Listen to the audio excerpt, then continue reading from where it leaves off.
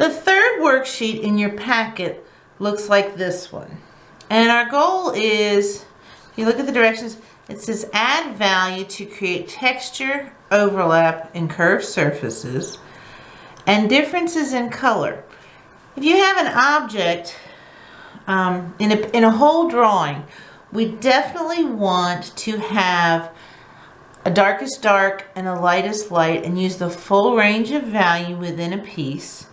But you don't need each piece in the object to have the same range of values. Some parts of your image are going to be lighter objects and some parts of your image will be darker objects. So my goal is for you to render this piece out so that it has a full range of values and it has the illusion of texture, overlap, and curved surface. Let's talk about a couple terms first.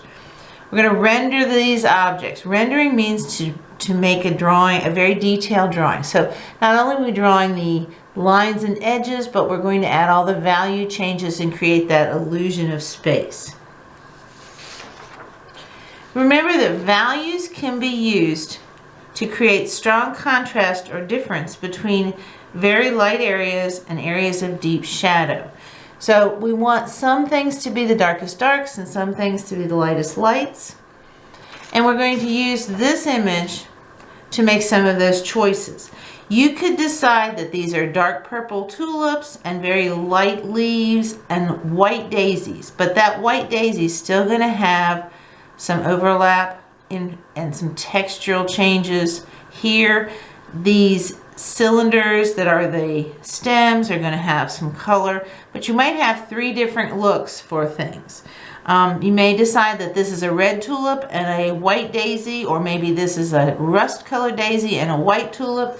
You need to decide what you want to do, but each of these objects should not be darkest dark to lightest light. You want to have some objects with some innate color changes. This is my sample. And you can see that I took the same things we did on the previous worksheet and applied it to this little bouquet. So here I've got kind of a darker color tulip happening, some lighter daisies, and some mid-range leaves. So my leaves are different. They have some texture in them. I have some cylindrical information going on. This leaf is a cup kind of shape, so it's darker as it turns away and it's lighter as it's closer. Overlap's going to show. Same thing's going on over here. You're going to apply all the information from the second worksheet to this. You want to have textures going on. You want to have curved surfaces going on. You want to have overlap happening. And you want to have some things innately lighter and some things innately darker. So I made my tulips dark in this one, the daisies lighter, and then I made the foliage kind of in a mid-range. This foliage is a little lighter than the tulip foliage.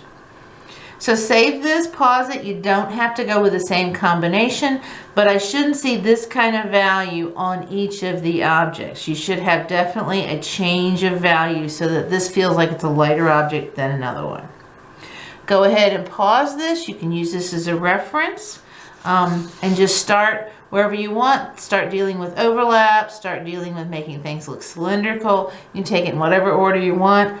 I think it's easier if you approach, decide what you want to be dark and do all of those, and then decide what you want to be light and make those all similar. Also, you take it however you would like, but this is what I'm expecting to have is various show overlap, texture, curved surfaces, and color differences. I know it's in black and white, but some things should be defined as light grays and some things should be medium grays and some things should be dark grays.